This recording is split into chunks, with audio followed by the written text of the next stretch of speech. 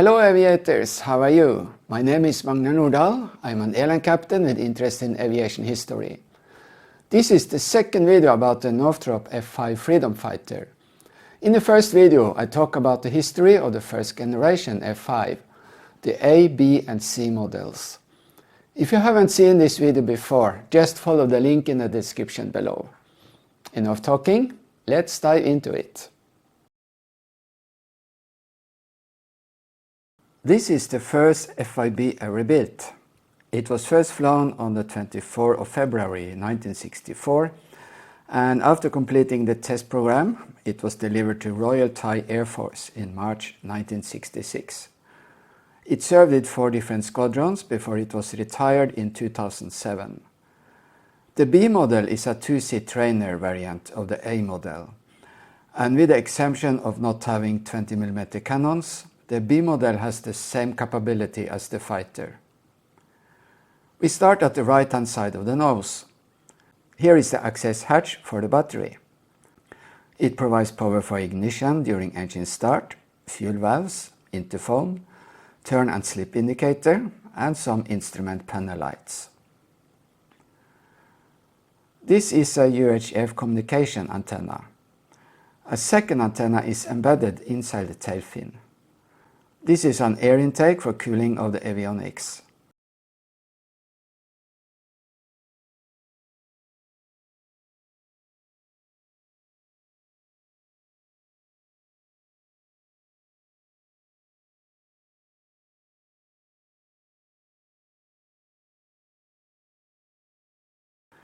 The nose wheel is steerable and retracts forward.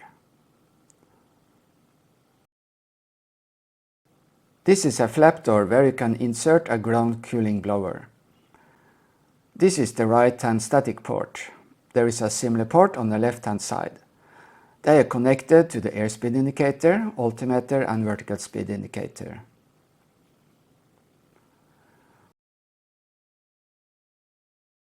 Danger, eject the seat.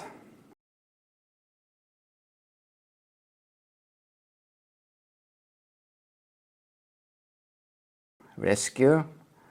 Behind this hatch is a handle you can pull to open the canopies in an emergency. This activates explosives that blow off the canopies. Since this represents a danger, the handle is attached to a long wire, allowing you to retreat some distance away before you trigger explosive charges. And here is a warning label about that. Behind this panel is an electrical equipment compartment. According to the label, it contains accessories for the left generator, fire detector control, and more. This is the LERX, leading edge root extension. You can also see the narrowing of the fuselage over the wing, and this reduces transonic drag. This is called area rule. I told a lot about it in the first video. Above is a yellow refueling cap for gravity filling of the fuel tank. The maneuvering flap or leading edge flap is operated with electrical power. The wings are very thin and do not have fuel tanks. On the front of the tip tank is a position light or navigation light. The tip tank also implements area rule.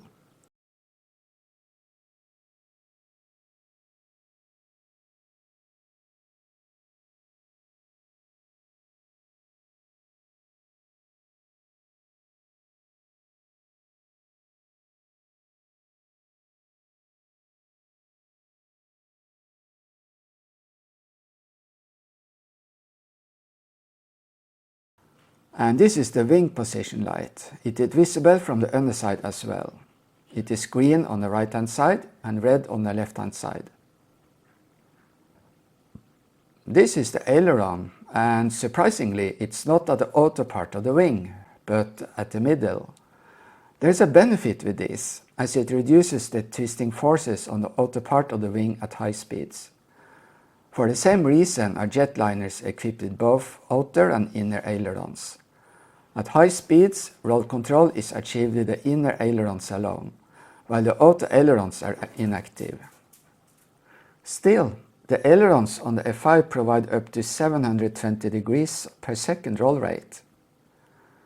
The flaps is like the maneuvering flap, operated with electrical power. The F-5 has two hydraulic systems. Each system is driven by a hydraulic pump attached to the engine.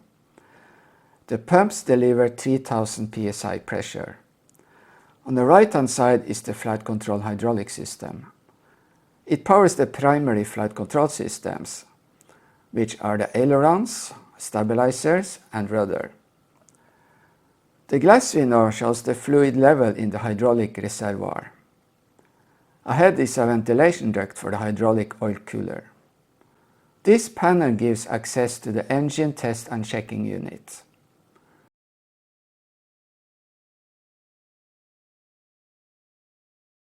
Those doors are spring-loaded and give access to the engine bay in case of a fire, so you can spray foam into it.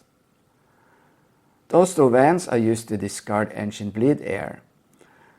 This might be necessary to maintain correct air pressure through the engine at certain power settings. Above is an air intake for general cooling of the engine bay.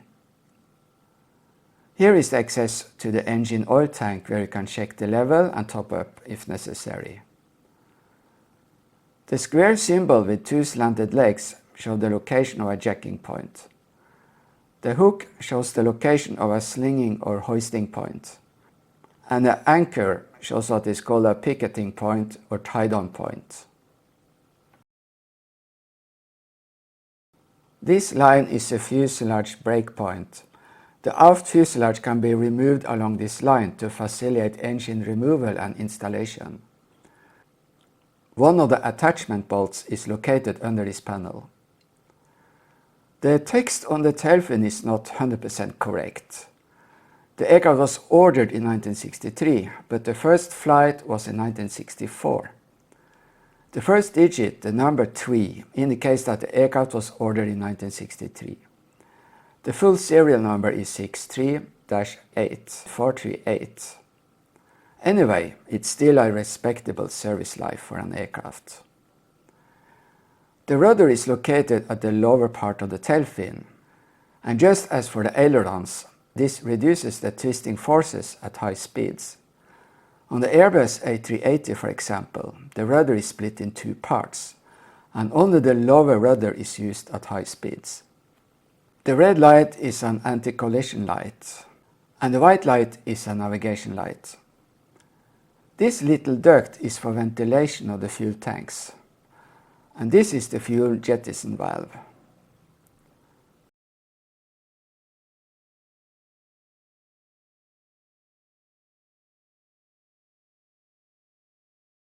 The tailplane is all moving and connected to the tailplane on the other side with a rod. They are operated with a single hydraulic actuator. Moving aft, we see the two exhaust pipes and the housing for the drag chute, also called the brake parachute. As you can see, it's only partially stowed.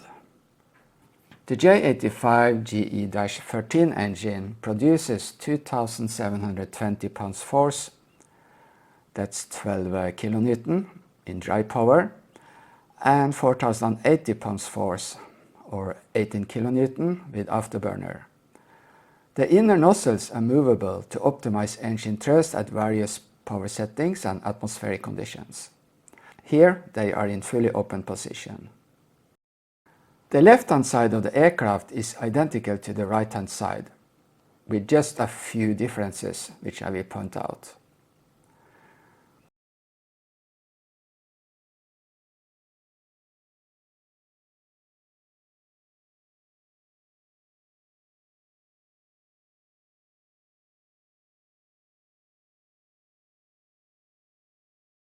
Here is the connection point for the electrical external power. The requirement is 3-phase 115 volt AC with frequency range between 320 and 400 Hz.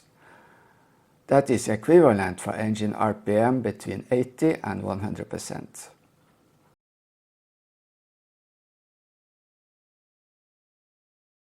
And here is the reservoir for the utility hydraulic system. The utility hydraulic system powers the landing gear, brakes, nozzle steering, air brakes, and the stability augmenter. The stability augmenter controls both rudder and horizontal tail motion and provides rudder trim. The utility hydraulic system also serves as a backup supply for the flight controls.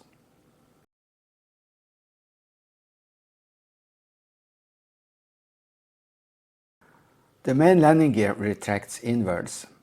In case of hydraulic failure, the landing gear can be extended by pulling a lever in the cockpit, and the landing gear is extended by gravity and airflow. The brakes are powered by the utility hydraulic system. As a backup, they can be operated manually. The T-38 Talon has only manual brakes. The air brakes are in fully extended position here. And those cables are for the flight controls and engine controls. Yes, the flight controls are hydraulically operated, but the cables transfer the movements of the stick and pedals to the hydraulic actuators. Here is the refueling point.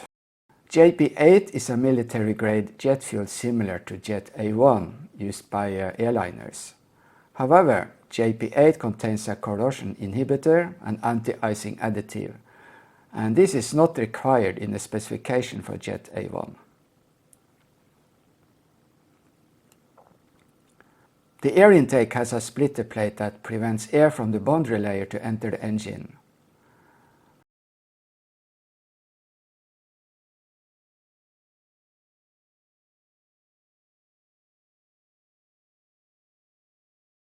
And this small intake provides cooling air to the air condition system.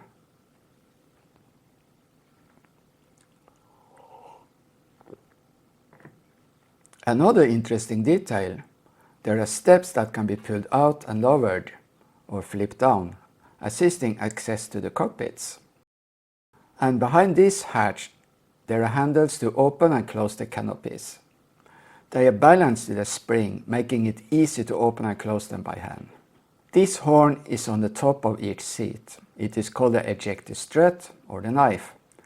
If the canopy doesn't separate from the aircraft when you eject, the strut will penetrate and shatter the canopy, allowing for the pilot to eject safely.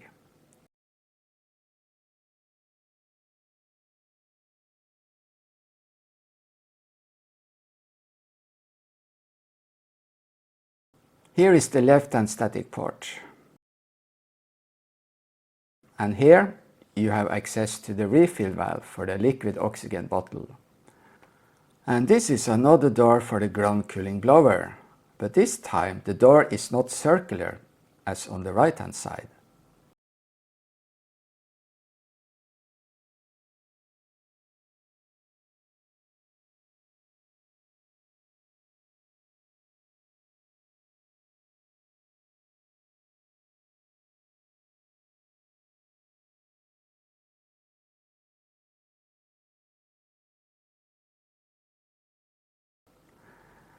And finally, we are back where we started, at the nose and the pitot tube, which provides air data to the airspeed indicator.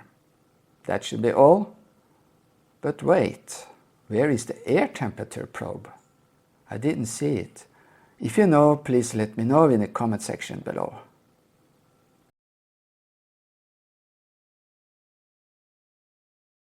The F-5 has many panels that can be removed quite easy to access most of the systems. And by removing more of the skin, we have a 3D cutaway. This is an F-5A. It was used to teach mechanics in the Royal Thai Air Force and is displayed at the museum in Bangkok. So let's have a closer look. The nose cone is more or less empty, but some A models were later upgraded with a radar, as used in the E model. This is the pitot tube. It is placed well ahead of the airframe, where the air is not disturbed. Here is the nose avionics compartment. It is easily accessible via removable panels on both sides. And here you will find equipment for communication, navigation, and more.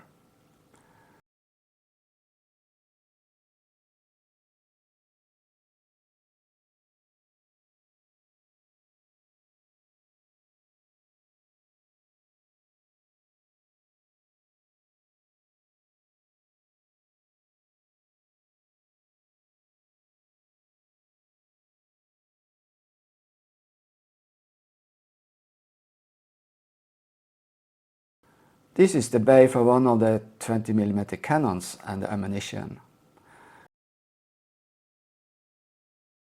The nozzle bay is squeezed in between the two cannon bays.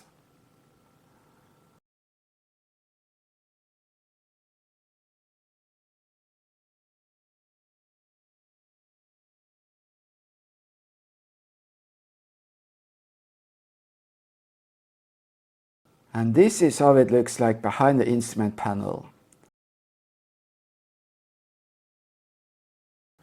This is one of the static ports.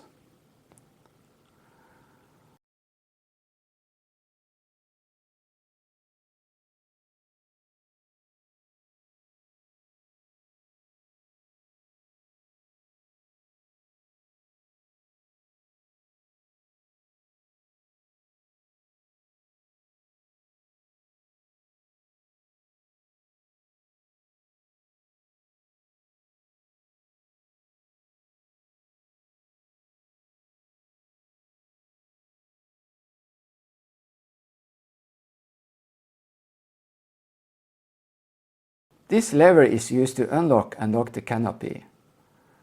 As I said earlier, the canopy is balanced and is open and closed manually. This handle is used to operate the canopy from the outside.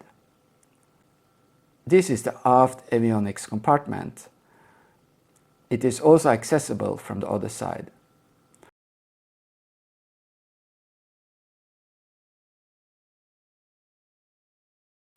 The air condition system is located below this compartment.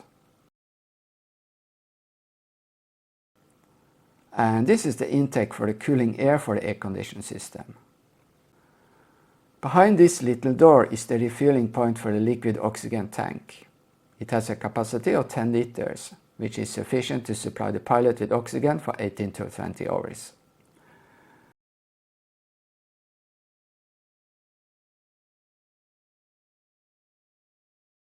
This is the forward wing attachment joint for the wing.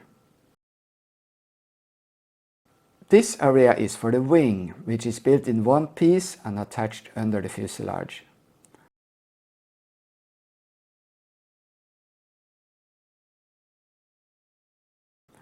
And behind is the main landing gear bay. All those pipes belong to the hydraulic system.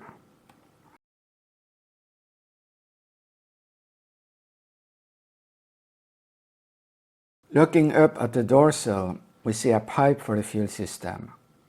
The black bag is a fuel tank. I will come back to it when we are on the other side. Here is the reservoir for the utility hydraulic system.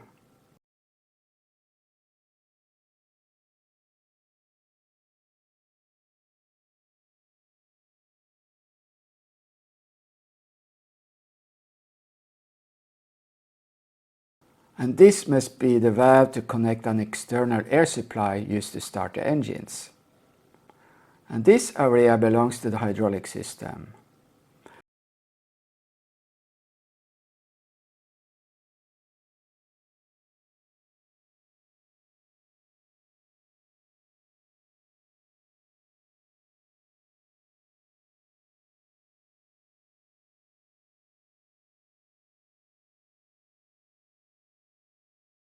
This is the receptacle for the AC electrical ground power unit. And here are the bleed ducts. Underneath is the access port for the firefighters. And here is where you can check the engine oil level, if the engine had been installed. Here is the rear fuselage breakpoint.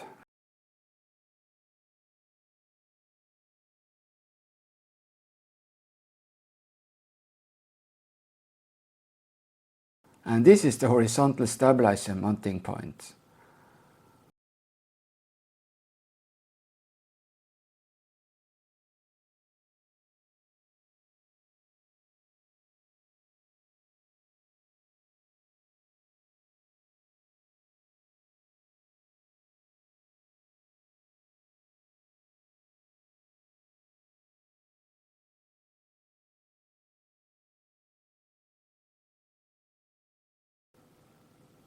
This aircraft is missing the drag chute. The right-hand side is pretty much identical with the left-hand side.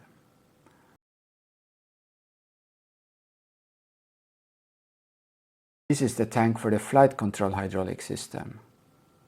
And on this side we can see more of the fuel tanks. They're made of nylon fabric impregnated with rubber. Under normal operations, the left-hand engine is supplied from the forward fuel tank, and the right-hand engine is supplied by the aft fuel tank.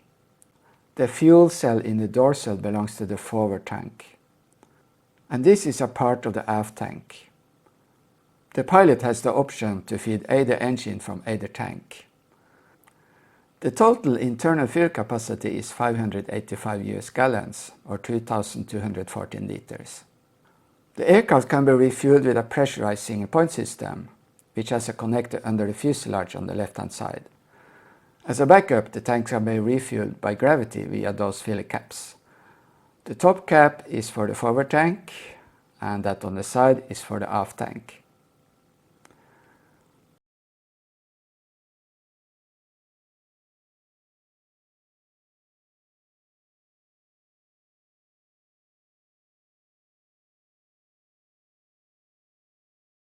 Here is a ventilation duct to the cockpit.